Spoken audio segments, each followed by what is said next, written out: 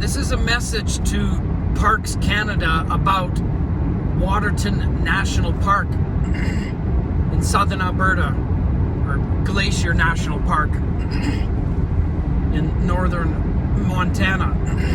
The question is, which of the two signals is what you're trying to cultivate?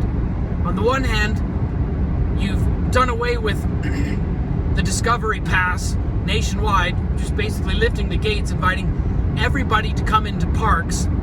But in Waterton, over the last few years, you've adopted an increasingly exclusive and restrictive water management policy, where years ago, people could put their boats of all types, motorboats,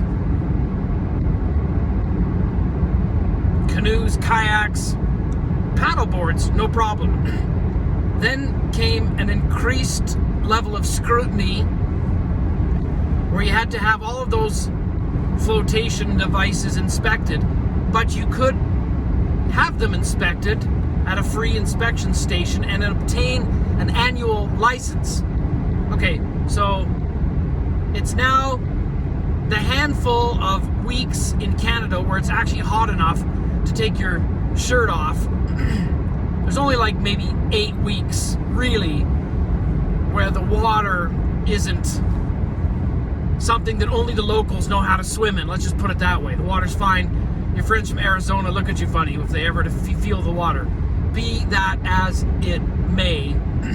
What you've got now in Waterton, the current policy is signs all around the lake with strict prohibitions on kayaks, paddleboards, boats of any kind, with threats of a $25,000 fine for bringing your own flotation boats and going out in the water. Except that at the very same time, every day, there are special people out on the water. Special people with their ski boats. Special people with their paddleboards. Special people coming across with kayaks. So, $25,000 fine. My question is, who are the special people, and what have the special people done in order to not have the strict guidelines applied to them? Are they A, all local businesses who have somehow secured a monopoly on the rental of kayaks, paddleboards, and all this stuff? Or are they the special class of people in Waterton who know who they are and love to relish in the fact that they're Waterton's royalty, who are able to abide by an impossible set of criteria unless you live in town? Either way, what I'm saying is, Parks Canada, you're sending a mixed signal. You're saying the park is for everyone, but floating your boats in the water clearly is not for everyone. So my request is, please provide the supplemental education that is the justification.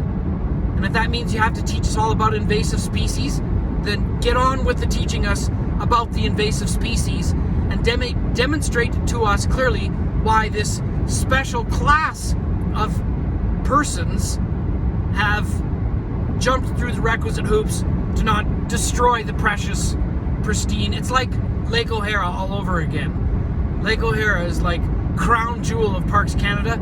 You'd be lucky if you could get in there, unless you're well connected or you're connected to a touring company with deep pockets. I remember an American chief scout leader, an expat who was up back when Canada actually used to build stuff, before the dark times, before the Clone Wars, and the Liberals basically destroyed all the incentive for all of the multinationals to want to bother with Canada's build nothing, do nothing, condescending policy. He tried to get some scouts, some young men, into Lake O'Hara, and what he ran into was like, nope, no big groups, certainly not any groms. It was like, y'all had to be a 20 or 30 something with like a mountain bike, 0 kids, stylish North Face gear. They did not want any Groms in Lake O'Hara. You had to be in the special insider club.